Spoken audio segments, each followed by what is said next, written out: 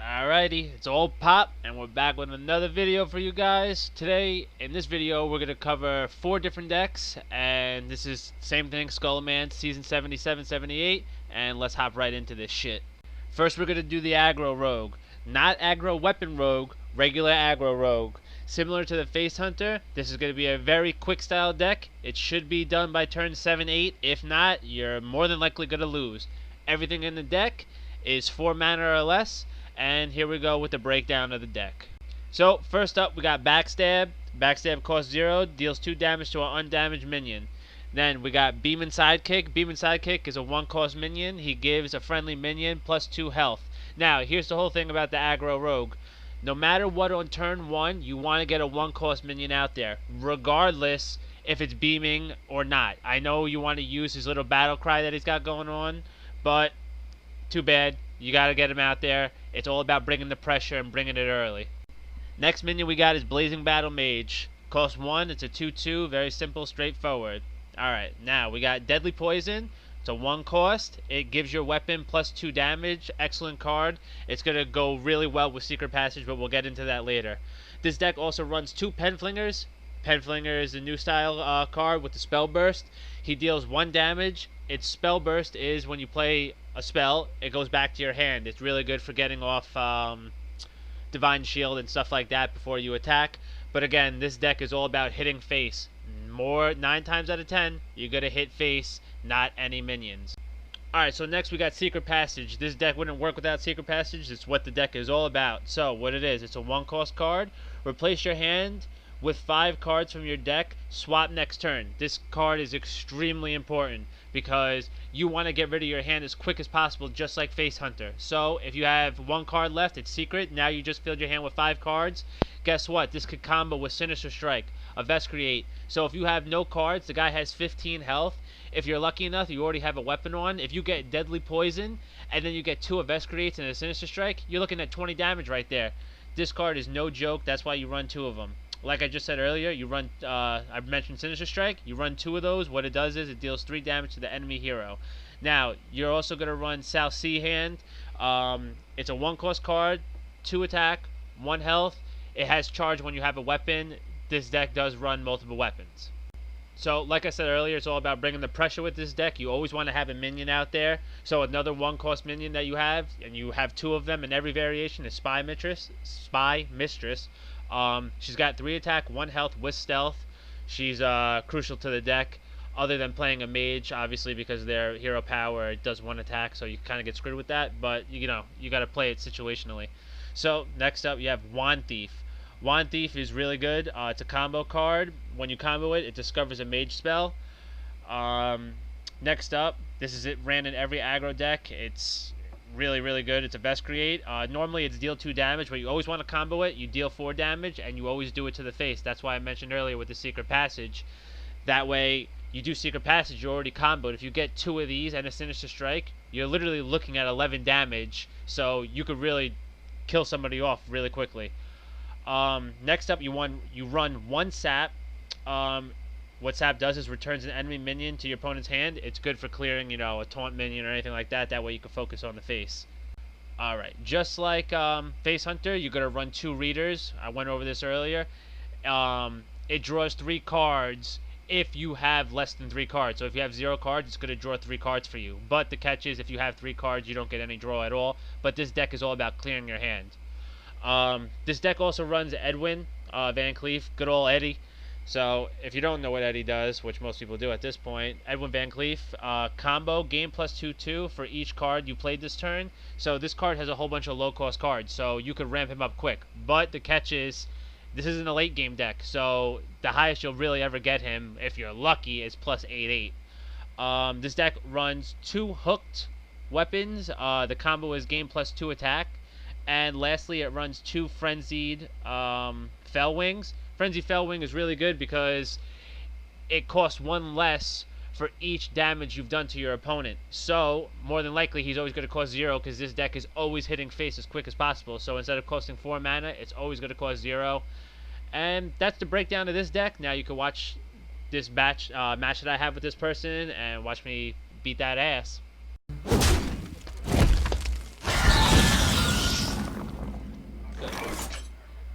2, 3, 4, 5. Lovely. Hey, loser!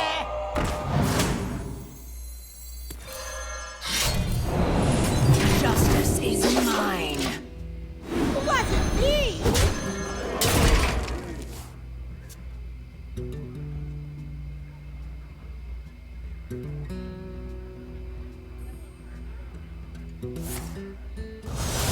Fuck you.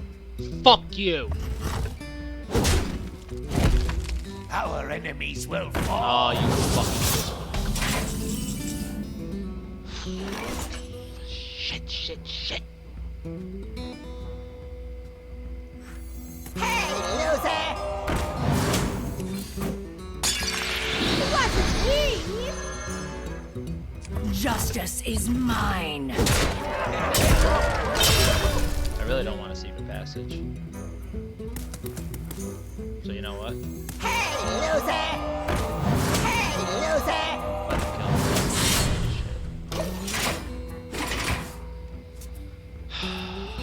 He doesn't have any soul fragments in his deck, so he can't really heal right now.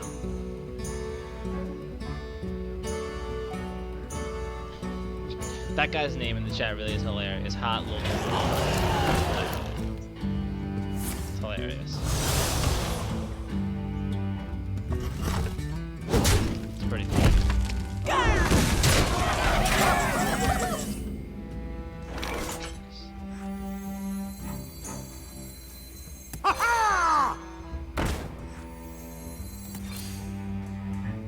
Wasn't me!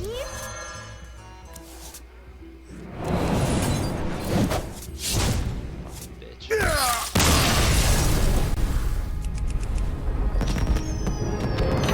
Alright, so the next current meta deck that we're going to do is Soul Demon Hunter. Soul Demon Hunter is all about the soul fragments, literally in the name. So the soul fragments, what they do is, a lot of these cards, their battle cry, or whatever you want to call it, their ability, is to put soul fragments in the deck.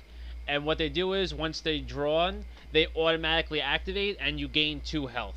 So it's good at keeping sustain and building your health back up, because you use a lot of weapon damage, which means that you're taking damage to the face from attacking minions with your weapon.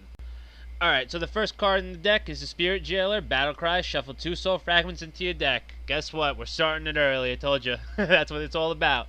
Alright, next you got Twin Slice. Twin Slice has been in every deck variation of Demon Hunter since it came out, so it's no surprise here.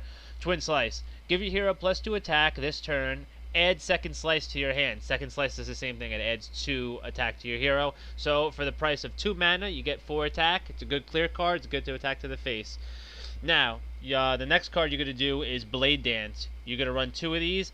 Deals damage equal to your hero's attack to 3 random enemy minions. This card is crucial for this meta, because this meta has a lot of minions on the field at a random time. So, like I said earlier, Twin Slice, just for example. Even if you didn't play Second Slice, you just did Twin Slice for 2 attack to the hero, then you play Blade Dance. Now you just did 2 damage to 3 different enemies on your opponent's side of the field. It's a really good combo card. It all works together, and it's good. Alright, so now we got more damage for the hero. We got 1 Chaos Strike, which gives your hero +2 attack, and it draws a card. So, you know, you get a little draw, you get a little damage. It's pretty good. It's another card that's been in every Demon Hunter deck for the most part since this game introduced Demon Hunter. So now next you got Soul Shear. You run 2 of these. It deals 3 damage to a minion, any minion that you choose, and shuffles 2 soul fragments into the deck. Go figure. Soul Demon Hunter added more souls into the deck. Alright, after that we got Spectral Sight. Spectral Sight is an outcast card, which the outcast card means that it needs to be your rightmost card to get the extra effect, or your leftmost card to get the effect. So what it does is it draws a card. If you have Outcast, it draws another card. So you're getting 2 cards for the price of 1.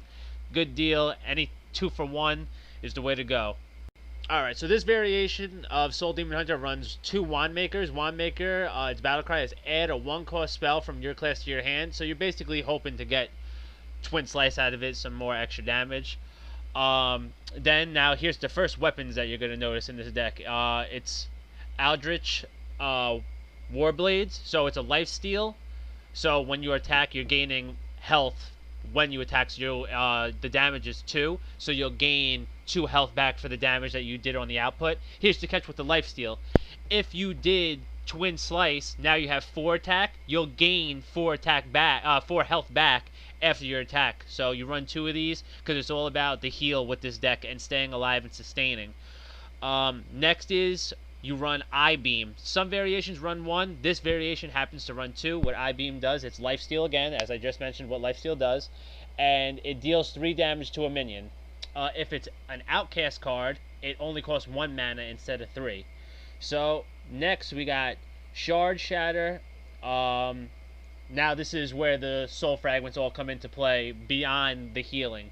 So this card's battle cry is destroy a soul fragment in your deck to deal 3 damage to all other enemies. This card is big, but keep in mind that it's also dealing the damage to your side of the field too, but it's still really, really good. You run 2 of these. Next, this variation runs 2 Vulture Scoundrels. Its battle cry is discover a spell or pick a mystery choice.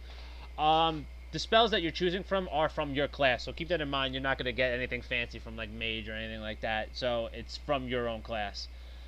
Next, we got Kane Sun Fury. Kane is a charge. It has charge. He has 3 attack, 4 health, and its catches all friendly minions attacks can ignore taunt. So if they have a taunt on their side of the field, you play this card and you have a full field, you could hit face, or you could hit another minion that has a good ability and ignore that taunt. So he's really, really good. Now, we're in Season 78. This variation was Season 77. I noticed that the new variation doesn't run this card, but the old variation did, and it's still really good. So it's Magnathon. It's 12 attack, 12 health, so he's a big, big boy, and he only costs 4 mana. But here's the catch: it's dormant until you kill the 3/1/3 wanderers that you spawned when this is summoned. So basically, what happens is you play this card. It gives your opponent 3/1/3s. And once you kill them, it clears the entire field, and then he's not dormant anymore. So he's really good for the cost, and because you have a lot of cards that deal damage to a whole bunch of enemies, that's why he's in the deck, because it just goes hand in hand. Now, this is a new card that they implemented into the game. It's a new weapon for Demon Hunter. It's really, really good. It's called Marrow Slicer. Its battle cry is to shuffle 2 soul fragments into your deck, and it has 4 attack and 2 durability. So, I mean, that's pretty stacked for only a 4 mana. Next, we got Soul Shard Lapidary, however the hell you say it. It costs 5. She's a 5 attack, 5 health, but her battle cry is destroy a soul fragment in your deck, and it gives your hero +5 attack this turn. So again, more about adding attack to you and sustaining it with the soul fragments. It's really good. Next, you run 2 Skull of Gul'dan. This is another one. This has been in every single Demon Hunter variation deck since they released it. So Skull of Gul'dan, draw 3 cards. If it's an outcast, which you never do it unless it's outcast, is reduce their cost by 3. So now you're getting, for example, you could get Marrow Slice for only 1 mana now. So it's something to consider, that you got to make sure that it's outcast. And the last card is Soulcologist Militia. I could be saying it wrong. I'm not really too good with the names. But anyway, her battle cry is, for each soul fragment in your deck, summon a 3/3 soul with Rush. She is your finisher. She clears the board because you're summoning those souls with Rush that are 3/3. And it's really good because the following turn you can attack with her. She's got 5. If you have a Marrow Slicer on, now you're looking at 9 damage, and then you filled your board with a whole bunch of 3/3s. So this deck has a lot of control over the board, and that's why it's a top meta deck. It's fine.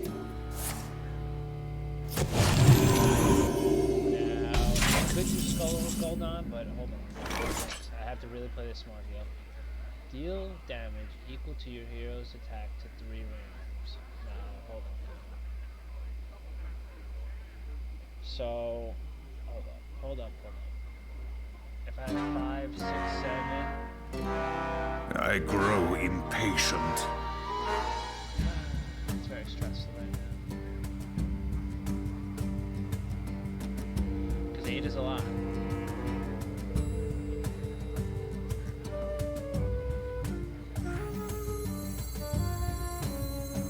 Alas, poor Warlock.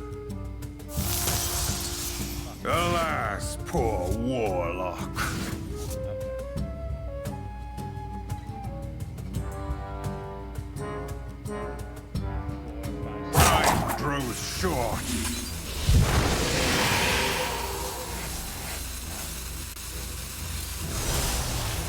Vengeance is mine!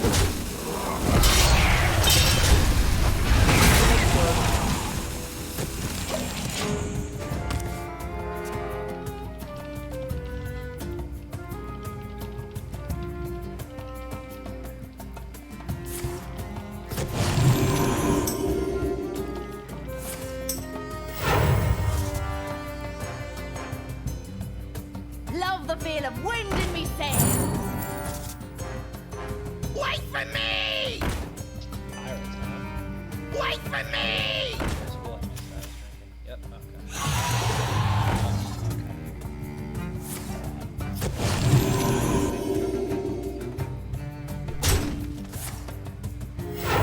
Reporting for duty.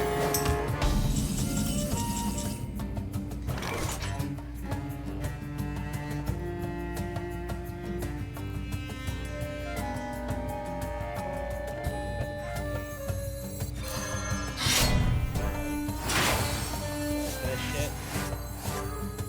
Pathetic! Put some soul into it! Board! Okay. Play this smart. I don't want to fucking kill my squad.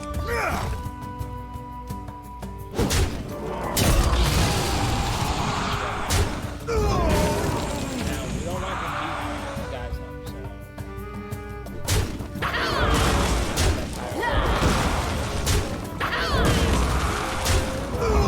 He might have massive crazy, I don't know, but I did get to clear his board. It is what it is.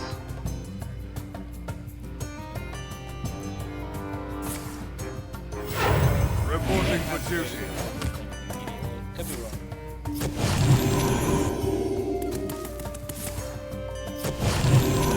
You know, now I get why Lore Keeper is in this fucking deck. I do, and honestly, that could hurt you more than it could do that. I must have slain 100 or This is so. not good. Alright, we'll figure it out. So...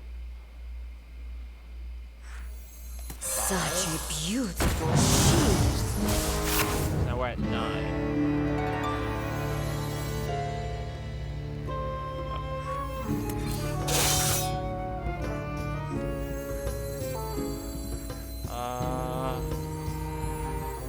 Shit. I think I want to keep my board. It's hard though.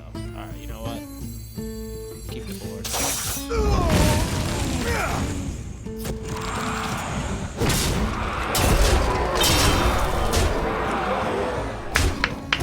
Man, I'm the fucking man!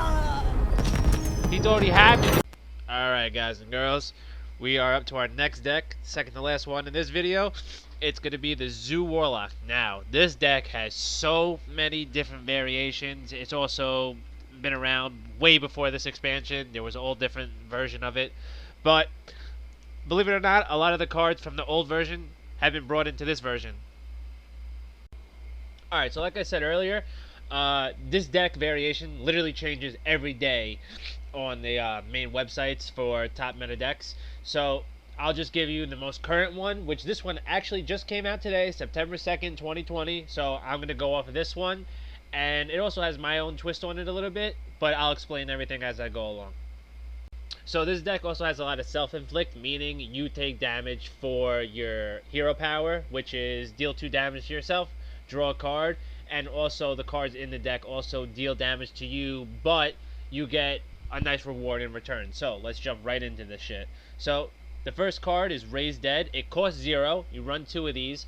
So deal 3 damage to your hero, so you're dealing 3 damage to yourself, and return 2 friendly minions that died this game to your hand. This card needs to be in the deck for obvious reasons. Your most OP cards can now come back to you for the price of 0 mana. Literally, you're just taking damage to yourself. Obviously, it's not good late game if you have, low health. It all depends. You got to play it by ear. Next up, we got Flame Imp. Flame Imp has been in every single Zoo variation for however long this game has been active. So Flame Imp, Battle Cry, deal 3 damage to your hero. It only costs 1 mana, and it has 3 attack and 2 health. So for the 1 mana cost for this card, it's really, really good, and it's a demon. Now, the only reason why I say it's a demon is it's going to come into a factor later on as I go on. So, the next card in the deck, you run 2 of these. It's Soulfire. Deal 4 damage, discard a random card. This card's going to have a lot of discarding because a lot of the cards in the deck, they're basically meant to be discarded because their effect still gets activated after being discarded.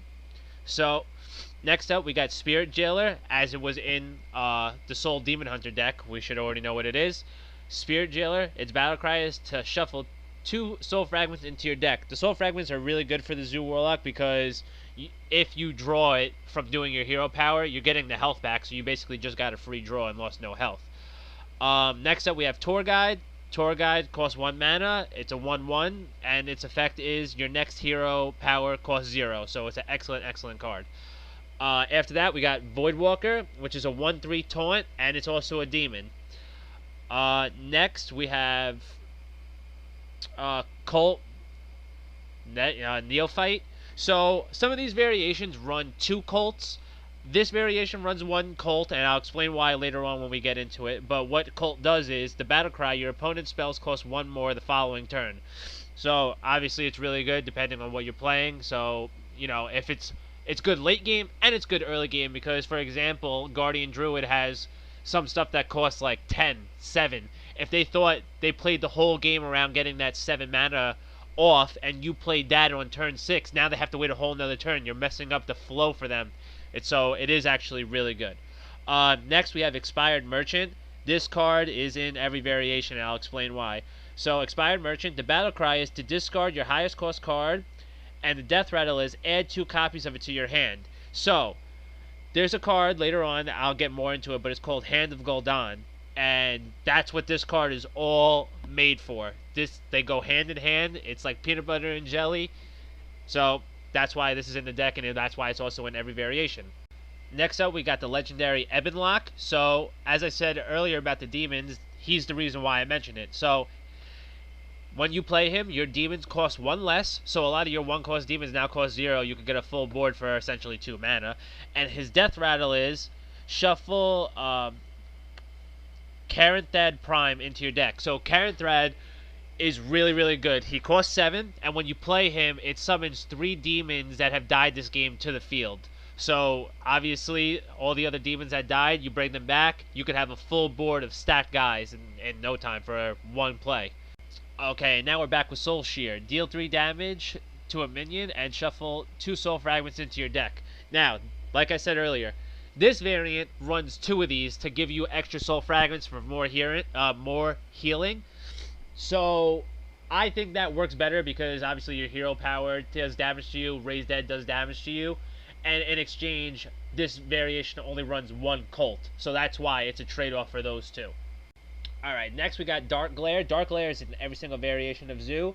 What it does is, after your hero takes damage, refresh 2 mana crystals. He only costs 3 mana, and like I said, this is all about you taking damage. So if you play this card, and then you do your hero power, you just got 2 more mana crystals back. So now you have more room to play other cards. It's really good. Same thing, you don't even necessarily have to do your hero power. You could play Flame Imp, which is why that does damage to you. You could play Raise Dead. Now you're refreshing your mana crystals.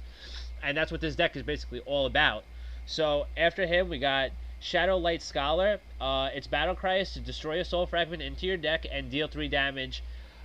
So you could deal damage to the face, or you could deal damage to a minion. And that's also why in this variant it has 2 soul shears. That way you're having more soul fragments in your deck, and you don't have to worry about not having any in your deck. Because if you don't have any, a lot of this deck, you know, is worthless.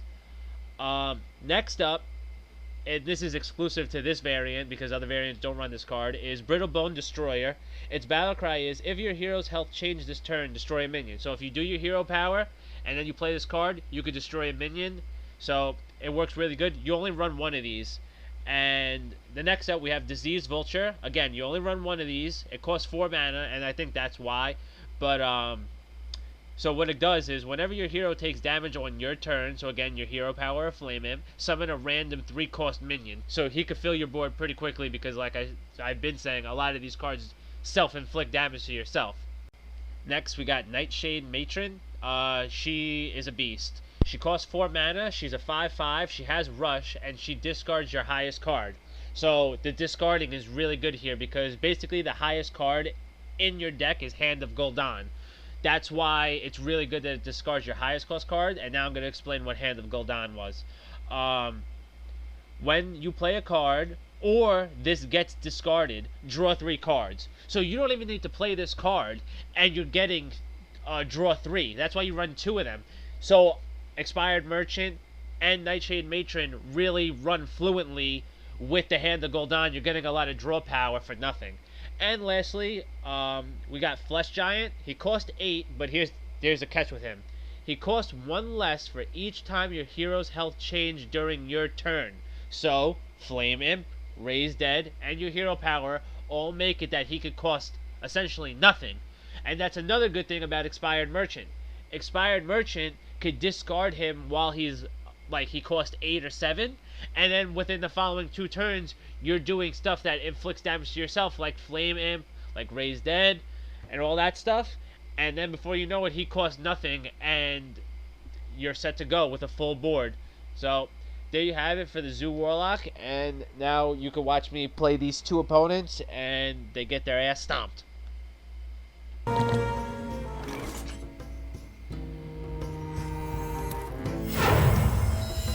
No, don't. It's still good.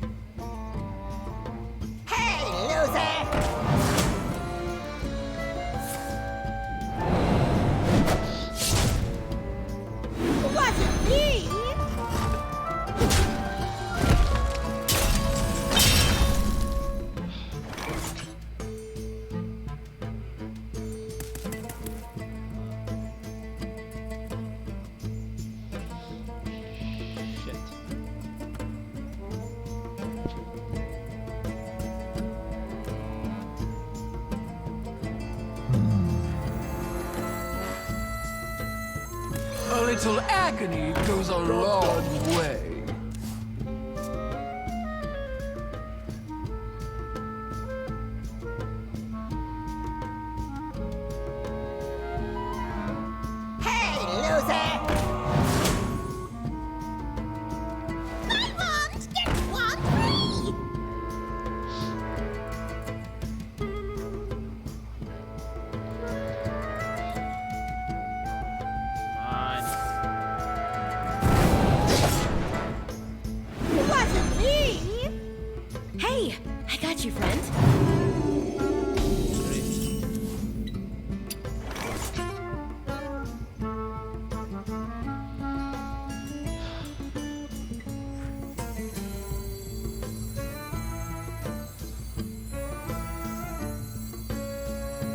Forbidden rituals, you say? See the end!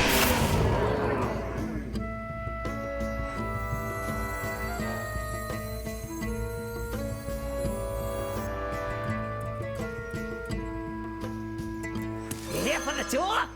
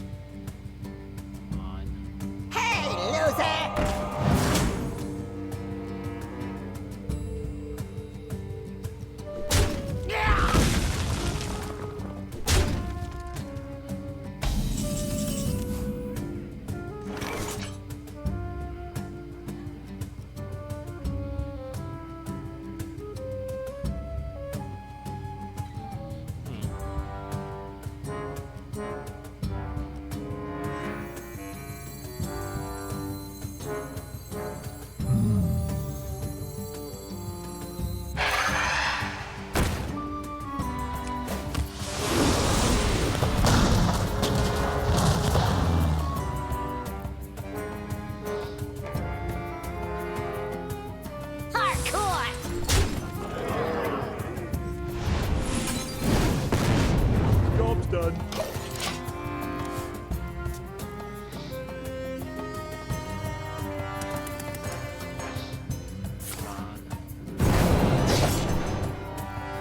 Wasn't me! Hey, loser! Come on. You have to read this one.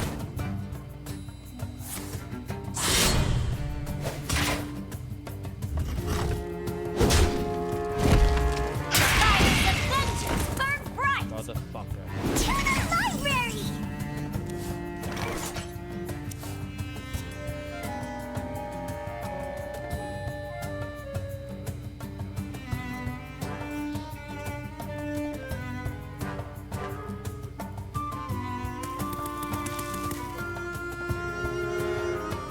So many possibilities.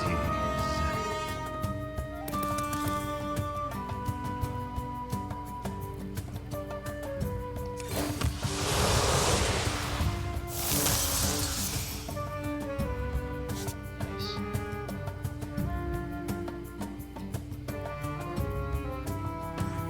You were just a bird.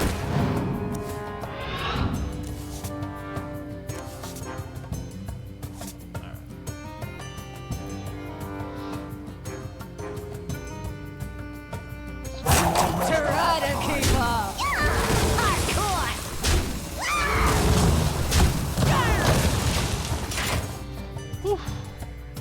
Had to sweat that out. Hey, loser! Fuck. Stupid fucking pen flinger. Wasn't me! Uh-oh. Hey, loser! Come on! Shit pisses me off. Figure it out.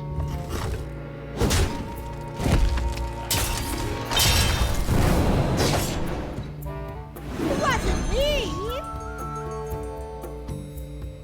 Hey, loser! Are you fucking kidding me? Hey, I got you, friend.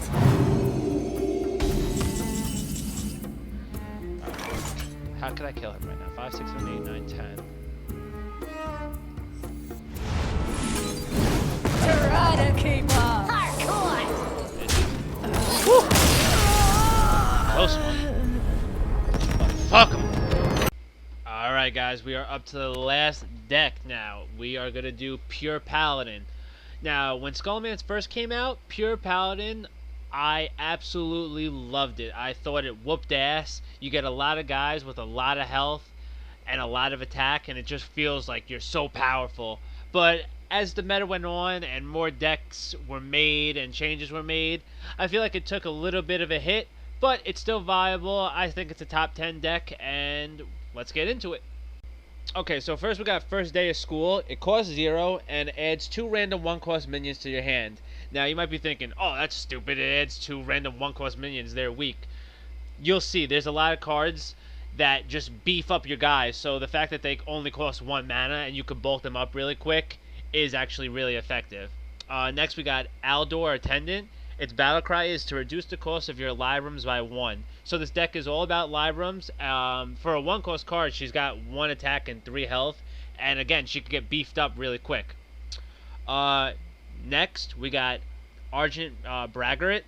This card is a nut job. So its battle cry is to gain attack and health to match the highest card on the battlefield. This card is so good because you could get people with 15, 15, 12, 12, and you just play this guy for 2 mana, and it matches it, and it's really, really OP. But it's needed to make it fair because the other deck variants may not have as much power, but they have a lot of control and a lot of clear cards, so it all evens out in the end. Next, we got our second spell card. It's called Hand of Adal. It gives a minion plus 2/2, and you get to draw a card. You run 2 of these. Now we got our first Libram card, Libram of Wisdom.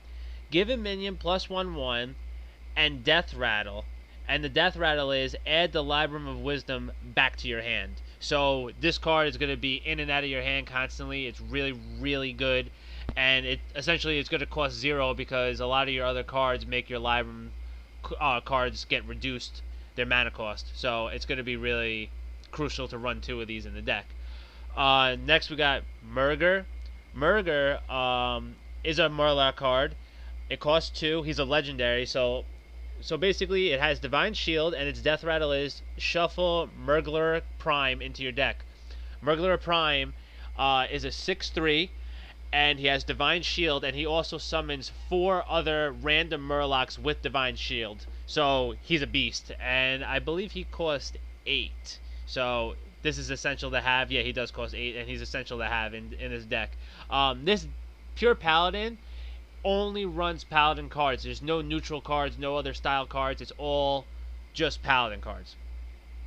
So next we got Shotbot. Shotbot is another Paladin card. It has 2 attack, 2 health, and it's reborn. Its reborn comes back, so reborn basically means that once it dies, it comes right back to the battlefield, but instead of having 2 health this time, it only has 1 health, but its attack remains the same. Okay, now we got Goody 2 Shields. You run 2 of these. She's your first Spell Burst card. She has Divine Shield, and her Spell Burst is Gain Divine Shield. So she could be a nuisance because the Divine Shield just comes back again after she attacks somebody, and it's really a pain in the ass, but it's really good. So here's the first beefing card. So it's called Blessing of Kings, and it gives a minion +4 attack and +4 health. So now you can see how the ramping starts to begin, because you run 2 of these. +4 attack and +4 health is a lot, and it costs 4 mana. And now we're going to get into this other card that really puts this deck all together with all these ramping up cards. So her name is High Abyss Allura, and her spell burst is cast a spell from your deck, target this if possible. So if you play this card, for example, and then you play Libram of Wisdom on her or Blessing of Kings on her, now another spell from your deck is automatically activated, and if it can target her, it will automatically target her. So just to start, her base is 3 attack and 6 health. You run this one card, it's called Blessing of Authority, and it gives a minion +8 attack and +8 health. So out of nowhere, she could go from a 3/6. If you gave her Libram of Wisdom, now she's a 4/7, and now you add +8/8. So she can become a powerhouse really, really quick. She's essential to every Pure Paladin deck, and she's in every variation. Next up, we got Lightforged Zealot. This has been in the prior Pure Paladin in the last expansion before Scholomance. What he does is he has 4 attack, 2 health, and his battle cry is, if your deck has no neutral cards, which it doesn't, equip a 4/2 True Silver Champion. So that's a weapon. It has 4 attack, 2 durability, and it heals you for 2 whenever you attack. Okay, so now we got another Libram card. It's called Aldor Truthseeker. He has Taunt, he has 4 attack, 6 health, and reduces the cost of your Librams in your deck by 2. So you run 2 of these, because if you could get 2 of these on the field before your late game, your highest cost Libram card is 9. Now it'll cost 5. So that really changes the game. You could get more cards out there, because a 9 cost card is really a lot. But obviously by making it 5 or less, you're really changing up the whole style of the game. Next up is Blessing of Authority. I went over this earlier, but I didn't fully cover it. So, like I said, it gives a minion +8 attack and +8 health. It can't attack the hero this turn. But that's okay anyway, because for the most part, unless your minion has charge, it can't attack the first turn anyway. So if you summon a guy, give it +8/8, then you could attack the following turn regardless. So you run 2 of these, especially because you have High Abyss Allura. Next up, we got Devout Pupil. He costs 6, but he's actually less than that, and we'll get into it right now. He's got Divine Shield and Taunt. He costs 1 less for each spell you've cast on a friendly character this game. This deck is really all about powering up your own minions. So you could make him cost essentially nothing by the end. Not 0, but 2, 1. Now we're up to the last 2 cards. We got Lightforged Crusader. She costs 7. Battle Cry. If your deck has no neutral cards, add 5 random Paladin cards to your hand. So the 5 random Paladin cards could literally be any single Paladin cards that are in the game. So literally any of them. It could be one that costs 9. It could be one that costs 1. But it's good because it really fills up your hand again if you were running low on cards. And you run 2 of these because you're essentially getting 10 free cards for just playing this one card. And we're up to the last card. You run 2 of these. Probably the best card in the deck. Maybe second best. It's debatable. But it's called Libram of Hope. It costs 9. But as I said earlier, a lot of the Libram cards you make cost less from the other cards from the earlier game. It restores 8 health to yourself. You could do it to yourself or you could do it to a minion. And it summons an 8/8 Guardian with Taunt and Divine Shield. This card is such a pain in the ass to clear sometimes. And like I said, the Lightforged Crusader can give you this card again. So you could literally play this card, get it killed, play it again, Lightforged could give it back to you. So this card could be really, really a nuisance, but it's really the bread and butter of this deck, so it needs to be in it. For the most part, like I said, this deck took a big hit as the meta went on because a lot of the other decks were being established and stuff, and they've really been figured out. But I still think it's viable, and I still think it's a top 10 deck. So that's all we got for Pure Paladin. Alright, so that's all I got for you guys for today. I really hope you guys enjoyed the video. If you did, hit like, hit subscribe. I would appreciate it. I'm really just trying to help anyone that likes Hearthstone and is trying to get better at the game.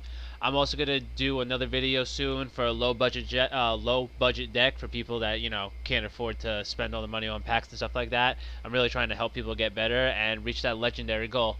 All right, I'll see you guys soon. Thank you.